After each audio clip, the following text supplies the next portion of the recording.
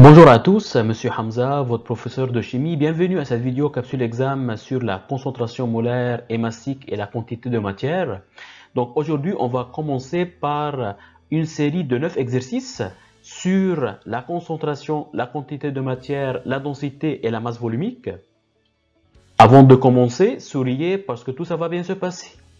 Donc exercice numéro 1, à 50 ml d'une solution de sodium CH3COONa, donc c'est l'acétate de sodium, de concentration 20% m sur V. Donc vous voyez, il me donne la concentration sous forme du pourcentage. 20% m sur V, cela signifie quoi?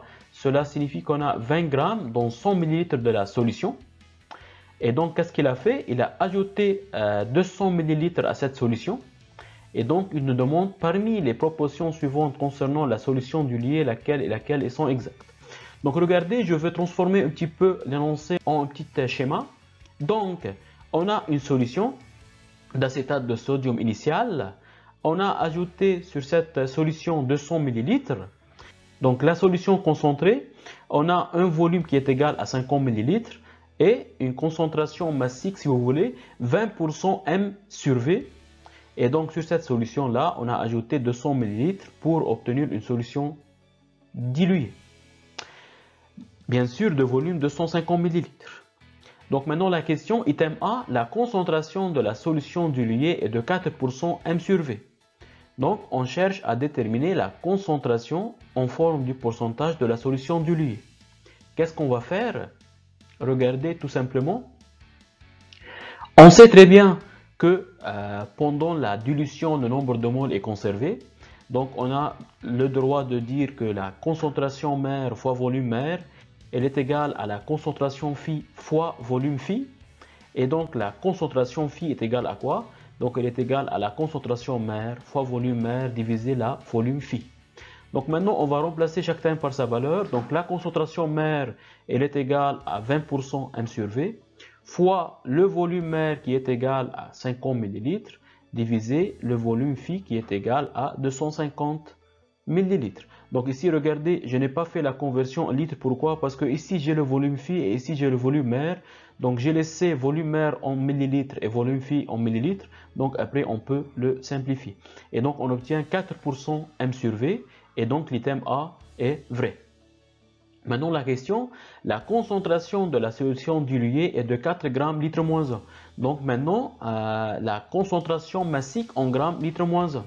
Et comme je vous ai déjà dit, si on a le pourcentage m sur V et on veut déduire la concentration massique gramme par litre ou bien gramme litre moins 1, il faut multiplier par 10. Et donc, on obtient 40 grammes par litre. Et donc, l'item B est faux. Item C, la quantité molaire d'ion acétate est égale à la quantité molaire d'ion sodium de la solution diluée. Donc le nombre de moles de CH3COO- elle est égal au nombre de moles de Na+. C'est ça la question dans l'item C. Regardez, nous on a quoi? Le CH3COONa, donc c'est un sel si vous voulez. Donc il se décompose complètement dans l'eau pour donner quoi? Le CH3COO- plus Na+. Donc ça on l'appelle ion acétate. Et ça, on l'appelle ion sodium. Donc, regardez, d'après les rapports stoichiométriques, on a le droit de dire que on a le nombre de moles de CH3CO- formé, elle est égal au nombre de moles de Na+ formé. Et donc, l'item C est vrai. Item D, la solution diluée contient 10 g d'acétate de sodium. Donc, nous, on a quoi? On a la concentration massique de la solution diluée, qui est égale à 40 grammes par litre. Et n'oubliez pas, la solution diluée a un volume de 200 plus 50 ml de la solution initiale, donc on a un volume de 250 ml. Donc si on a 40 grammes par litre, donc dans les 250 ml, on a combien? Donc il faut diviser par 4. Et donc la masse d'acétate de sodium dans la solution diluée, elle est égale à 10 grammes. Et donc l'item D est vrai. Et donc le bilan de réponse c'est A, C et D. Donc c'était tout pour cette vidéo. J'espère que cette vidéo vous a aidé et vous a plu. Merci de me laisser un petit commentaire et un pouce dans l'air pour nous supporter. Et n'oubliez pas de vous abonner à votre chaîne YouTube Coursup donnée par votre professeur Hamza pour ne pas louper les vidéos prochaines. Et surtout, croyez en vous parce que je crois en vous. On lâche rien, on croise les doigts. Ciao, à la prochaine.